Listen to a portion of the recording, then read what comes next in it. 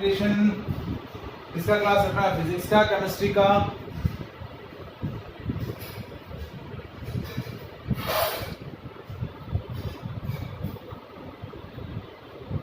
Physics का रख लें? हाँ सर। सो हम चैप्टर डिस्कस कर रहे हैं फिफ्थ, मैग्नेटिज्म एंड मैटर। ठीक है, और आज हम डिस्कस कर रहे हैं magnetic material and its properties. देखिए, अब तक हमने क्या डिस्कस किया कि whenever we supply a current in the current carrying conductor, it will produce a magnetic field around it. ठीक है, अब मैग्नेटिक मटेरियल्स क्या होते हैं? Those materials which are placed in an external magnetic field, then they magnetize themselves. Magnetic material क्या होते हैं? ऐसे मटेरियल, ऐसे सब्सटेंसेस जिनको हम एक्सटर्नल मैग्नेटिक फील्ड के अंदर प्लेस करेंगे तो क्या करेंगे? वो एक्सटर्नल मैग्नेटिक फील्ड की वजह से मैग्नेटाइज होंगे। क्या होंगे? मैग्नेटाइज होंगे। तो ऐसे मटेरियल्स को हम क्या बोलते हैं? Magnetic material. क्या बोलते हैं? Magnetic material. और उन मैग्नेटिक मटेरियल्स के लिए हम कुछ प्रॉपर्टीज, कुछ डेफिनेशंस डिफाइन कर रहे हैं। तो आज हमारा जो टॉपिक है वो है magnetic material and its properties. इसके अंदर हमें कुछ वेरिएबल्स, कुछ डेफिनेशंस डिफाइन करनी है। क्या है वो डेफिनेशंस? टोटल 5-6 डेफिनेशंस हैं, वो हम डिफाइन करेंगे।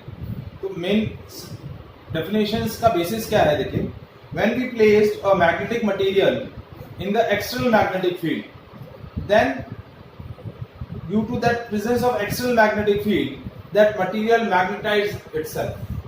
external magnetic field की presence की वजह से वो मटेरियल अपने आप को क्या करता है? उस external magnetic field की हेल्प से अपने आप को मैग्नेटाइज करता है।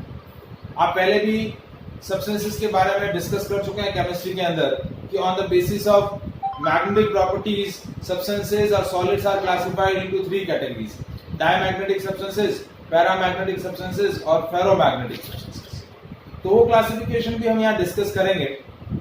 तो जब आप किसी भी मैग्नेटिक सब्सटेंस को एक्सटर्नल मैग्नेटिक फील्ड के अंदर प्लेस करते हैं तो एक्सटर्नल मैग्नेटिक फील्ड में अपने आप को क्या करता है? मैग्नेटाइज करता है।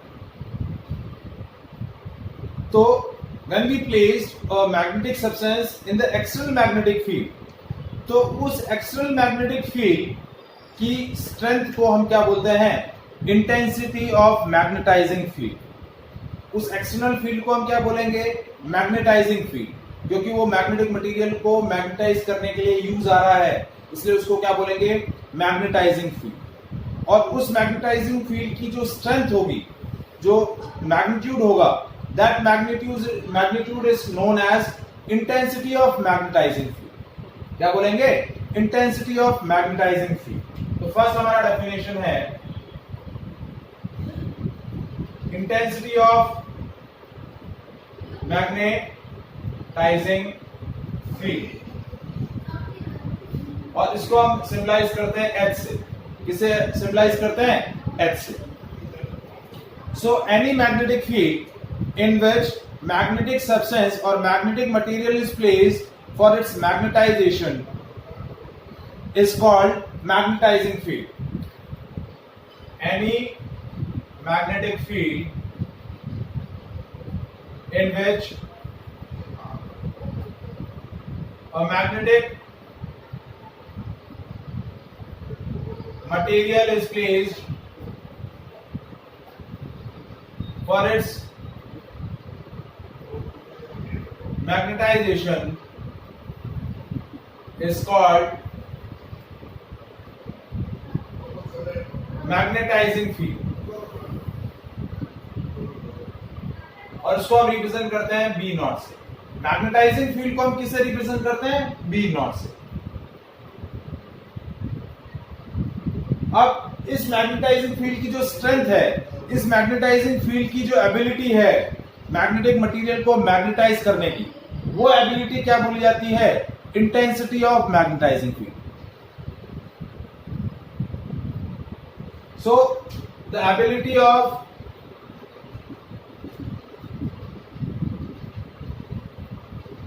magnetizing field to magnetize the material is called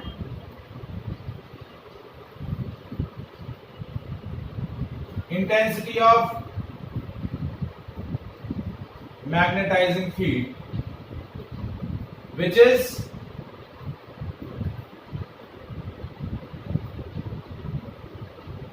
numerically इसकी वैल्यू क्या होती है? It is numerically equal to the ratio of magnetizing field to the magnetic permeability. क्या है? It is numerically equal to the ratio of magnetizing field यानी B naught to permeability, magnetic permeability.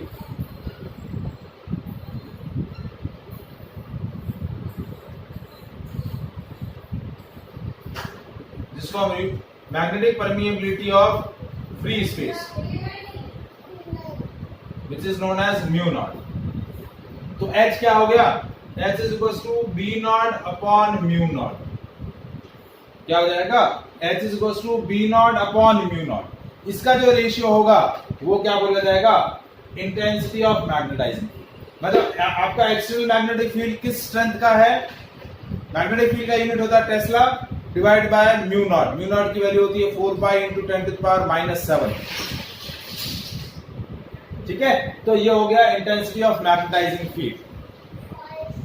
अब ये किस तरीके की क्वांटिटी है? It is a vector quantity. कैसी क्वांटिटी है? Vector quantity. और इसका ऐसा यूनिट होगा एम्पियर अपॉन मीटर.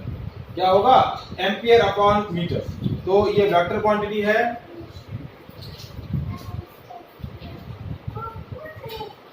और इसका ऐसा यूनिट क्या होता है?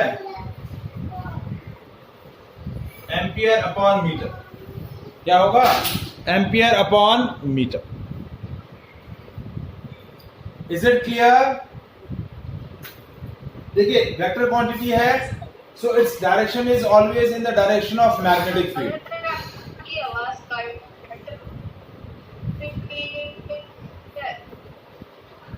अभी आ रही है बेटा? आवाज आ रही है?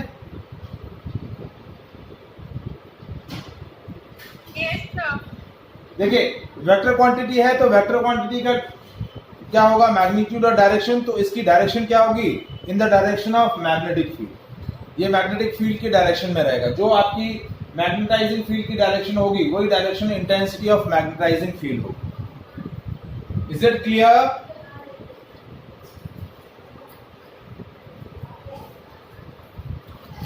Any doubt?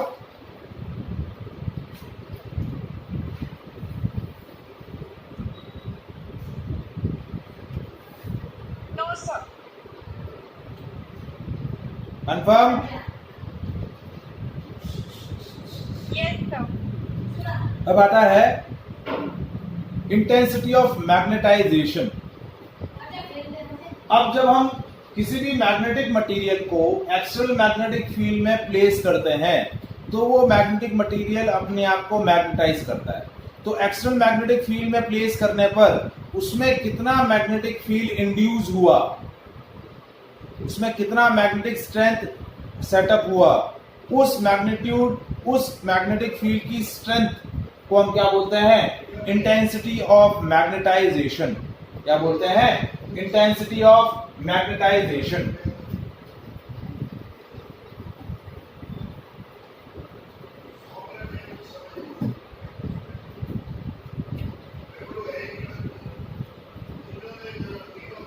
Intensity of magnetisation.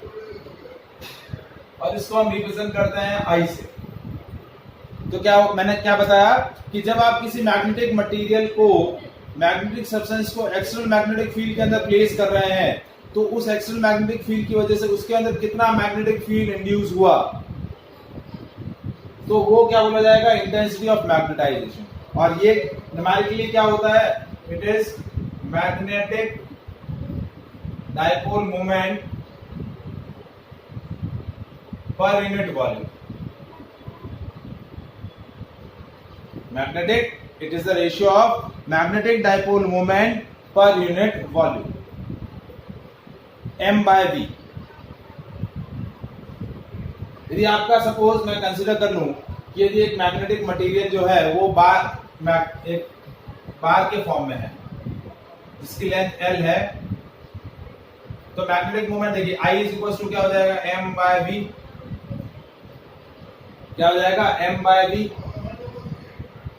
अब देखिए मैग्नेटिक डाइपोल मोमेंट क्या है, pole strength into effective length, effective length मैंने L ले लिया, और वॉल्यूम क्या होगा,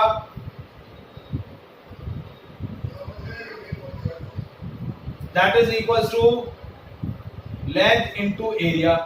वॉल्यूम क्या हो गया, लेंथ इनटू एरिया। तो एक फॉर्मूला बन गया magnetic dipole moment per unit volume, दूसरा फॉर्मूला क्या बन जाएगा, m into l upon l into a. इस L से L कैंसिल हो गया, m बाय a। तो m क्या है, पोल स्ट्रेंथ, तो induce pole strength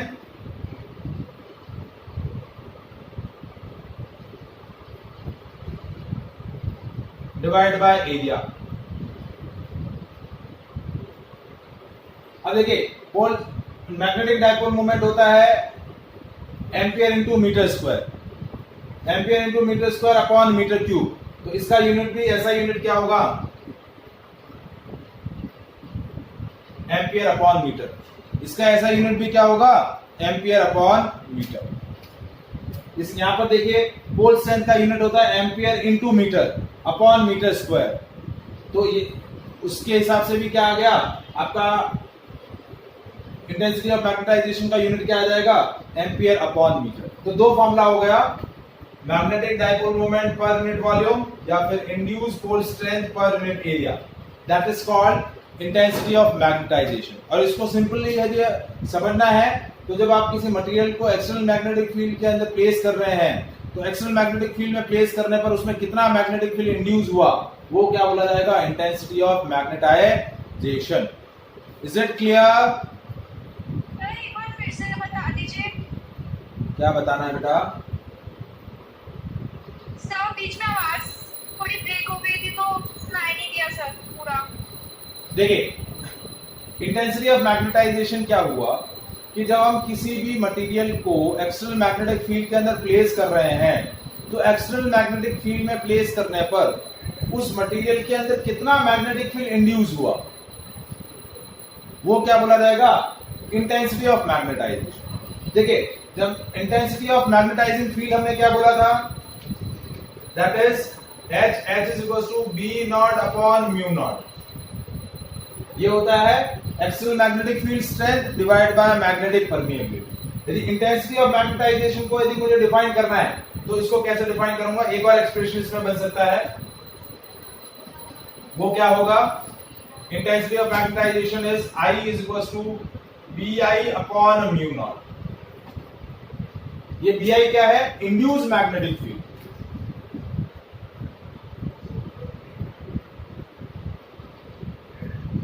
induce magnetic field divide by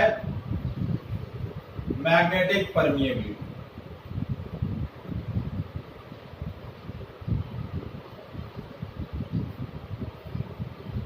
तो I के तीन एक्सप्रेशन हो गए, एक ये, एक magnetic dipole moment per unit volume, और एक हो गया induce pole strength per unit area.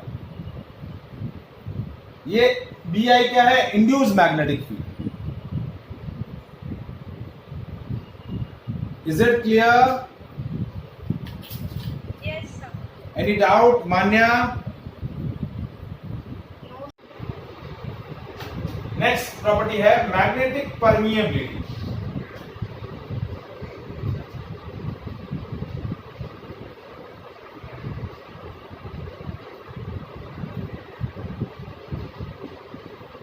और इसको हम रिप्रेजेंट करते हैं म्यू से, इससे रिप्रेजेंट करते हैं म्यू से। जैसे देखिए हमने इलेक्ट्रोस्टैटिक के अंदर पढ़ा था इलेक्ट्रिक परमिटिविटी, क्या होता है इलेक्ट्रिक परमिटिविटी। उसी तरीके से मैग्नेटिक फील्ड, देखिए कोई भी सब्सटेंस जब क्या करता है मैग्नेटिक फील्ड प्रोड्यूस करता है, या जब भी हम एक्सटर्नल मैग्नेटिक फील्ड सेटअप करते हैं तो एक्सटर्नल मैग्नेटिक फील्ड या मैग्नेटिक फील्ड को हम किससे विजुलाइज करते हैं मैग्नेटिक फील्ड लाइन से।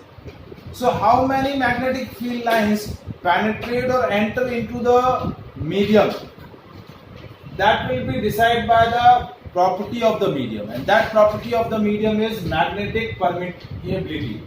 देखिए इंटरवेनिंग मीडियम जिसके अंदर हम मटेरियल को रख के एक्सटर्नल मैग्नेटिक फील्ड में उसको मैग्नेटाइज कर रहे हैं, तो जब external magnetic field lines create करेगा या मैग्नेटिक फील्ड लाइंस डिस्ट्रीब्यूट करेगा, तो how many magnetic field lines enter into the medium, how many magnetic field lines penetrate into the medium, that will be decided by this parameter।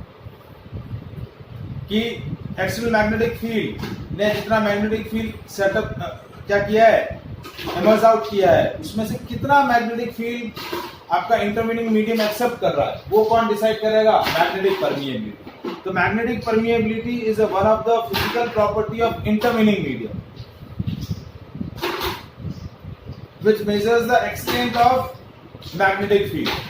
क्या major करता है extent of magnetic field।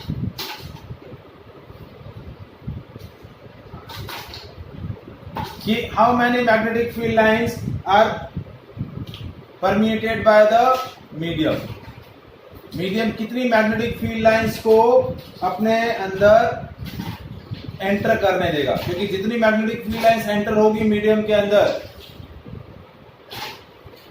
उसी के basis पे आपका magnetic material क्या होगा magnetise होगा। क्या होगा मैग्नेटाइज होगा।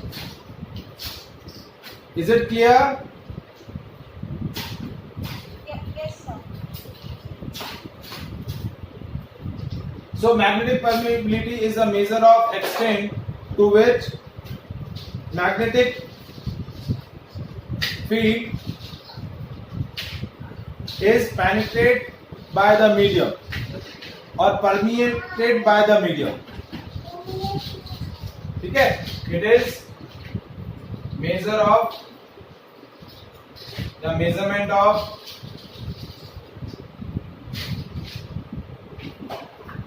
extent of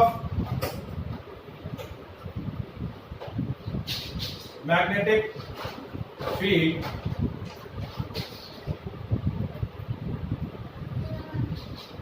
permeated by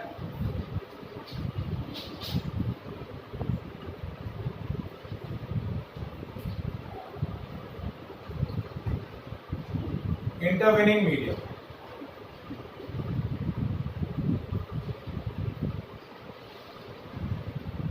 ठीक है, numerically it is equal to ratio of total magnetic field, total magnetic field क्या हुआ? सर, हाँ सर ये न्यूमेरिकली काउंटेबल होती है? हाँ काउंटेबल होती है ना, क्यों नहीं होगी? मैग्नेटिकली काउंटेबल क्यों नहीं होगी बेटा?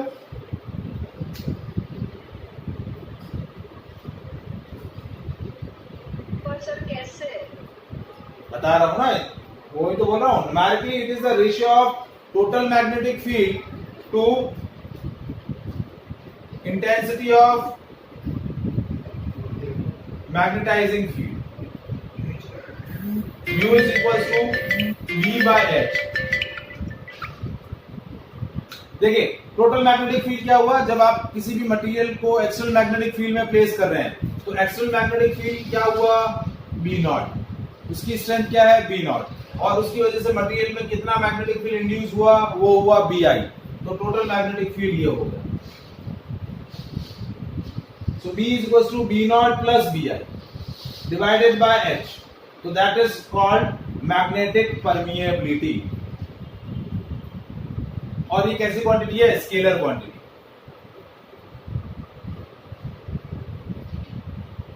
कैसी क्वांटिटी है? स्केलर क्वांटिटी, और इसका यूनिट होता है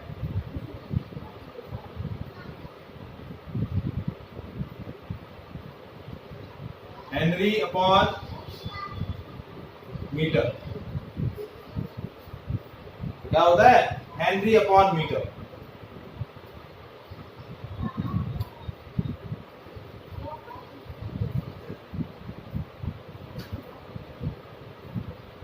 आया समझ में? सर ये वो केमिस्ट्री वाला हेनरी है, हेनरीज लॉ वाला? ना ना ना ना ना। नहीं, ये मैग्नेटिक फ्लक्स इंड्यूस ईएमएफ उसका है हेनरी। Okay sir.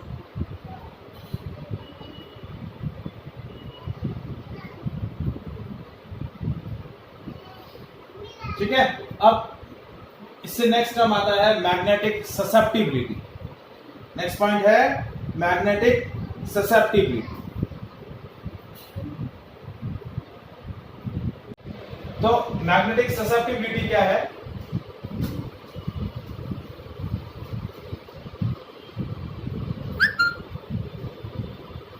देखिए थोड़ी सी टर्म्स जो है वो डिफरेंट है।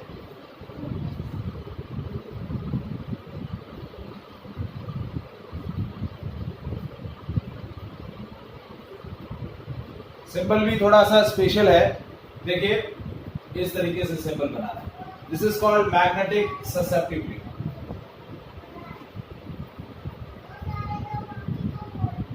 ठीक है। सो मैग्नेटिक ससेप्टिबिलिटी क्या होता है? देखिए when we place the magnetic material in the external magnetic field, तो एक्सटर्नल मैग्नेटिक फील्ड कितना है? उसका स्ट्रेंथ है B0, और उस एक्सटर्नल मैग्नेटिक फील्ड की वजह से आपका मटेरियल क्या हो रहा है? मैग्नेटाइज हो रहा है। तो इंड्यूस मैग्नेटिक फील्ड कितना है? Bi। तो बेसिकली क्या हो रहा है? मैग्नेटिक ससेप्टिबिलिटी क्या है कि जितना एक्सटर्नल मैग्नेटिक फील्ड सेटअप किया गया है उसमें से मटेरियल कितना मैग्नेटिक फील्ड टेकअप कर रहा है, कितना ले रहा है, तो that ratio is called magnetic susceptibility. देखिए जैसे आपके सामने मैं एक सिंपल सा लॉजिक देता हूं, सिंपल सा एग्जांपल समझाता हूं। आपके पास खाने की 50 वैरायटी रखी हुई है।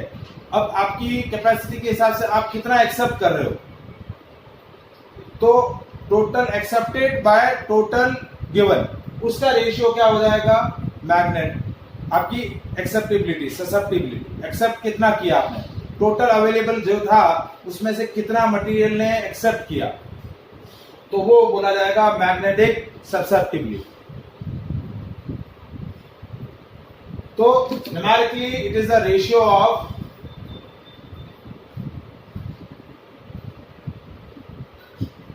intensity of magnetization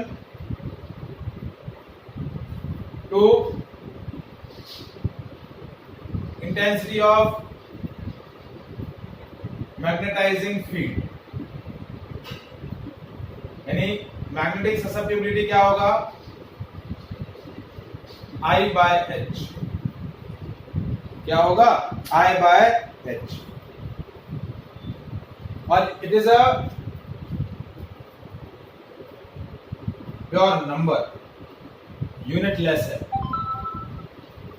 pure number होता है, क्योंकि इसकी यूनिट भी एम्पियर अपॉन मीटर, इसकी यूनिट भी एम्पियर अपॉन मीटर, तो ये प्योर नंबर हुआ कि टोटल में से कितना, ये टोटल मैग्नेटिक फील्ड अवेलेबल था उसमें से इसने इतना एक्सेप्ट किया, तो intensity of magnetisation to the intensity of magnetising field, ये रेशियो क्या बोला जाएगा? Magnetic susceptibility. It is clear?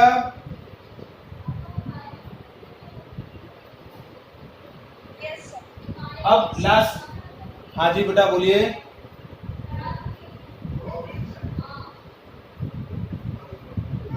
अब नेक्स्ट है last topic, relative permeability.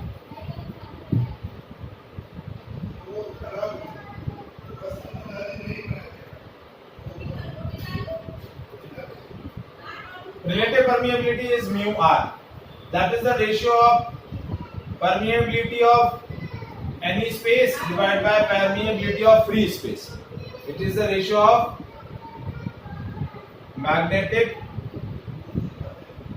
permeability of space divided by या place divided by magnetic permeability of free space. इसका ratio क्या बोला जाएगा? Mu R. क्या बोला जाएगा? Mu R. Mu upon mu naught. That ratio is called magnetic relative permeability. Is it clear?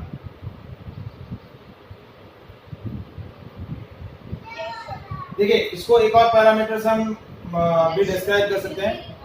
देखिए, हमने म्यू के लिए डेफिनेशन क्या बोला था? Mu is equal to total magnetic field upon H, और म्यू नॉट के लिए क्या बोला था? B naught upon H.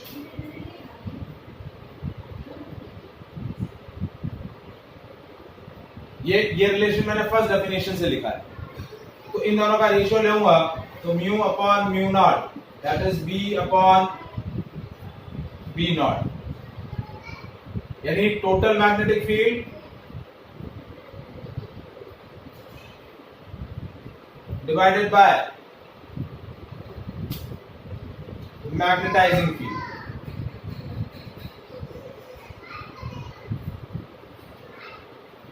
ये B क्या है? B naught plus B I.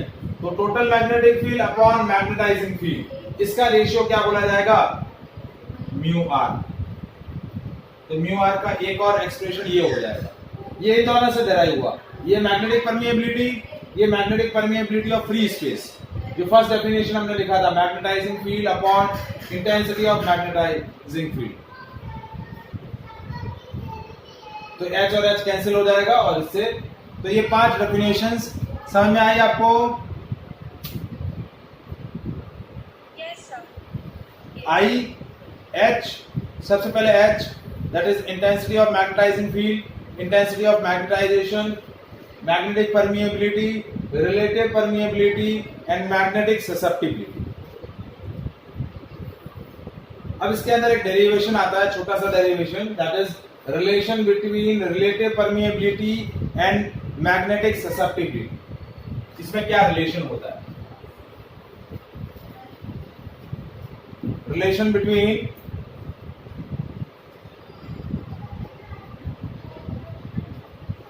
magnetic susceptibility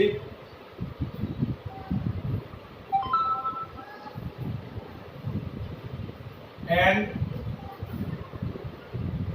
relative permeability.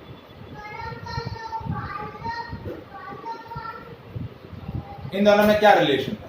So when we place a substance or magnetic material in the external magnetic field of intensity B naught, so total magnetic field set up in the material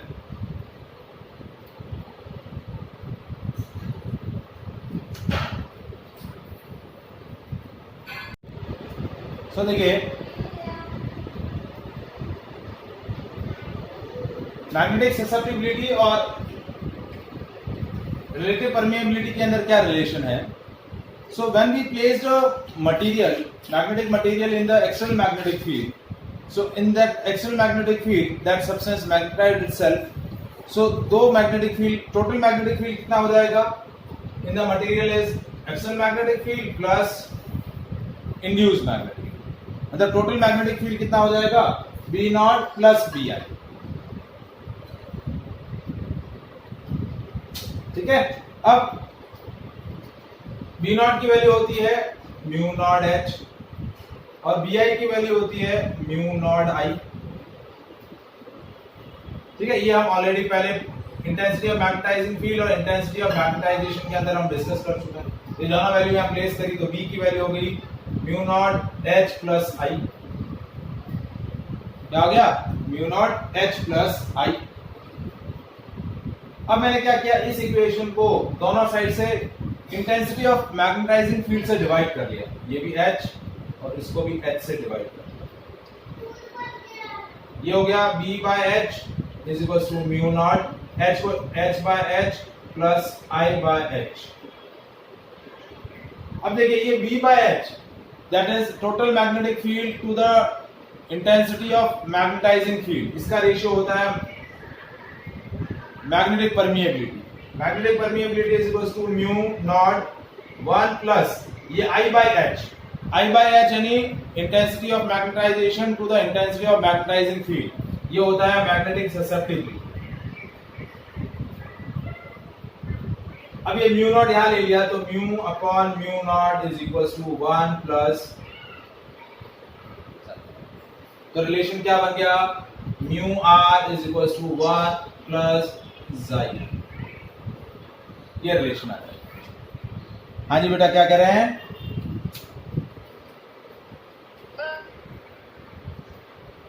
हाँ क्या हुआ बेटा, समझ में आया? Board blur हो रहा है, एक सेकेंड चालू।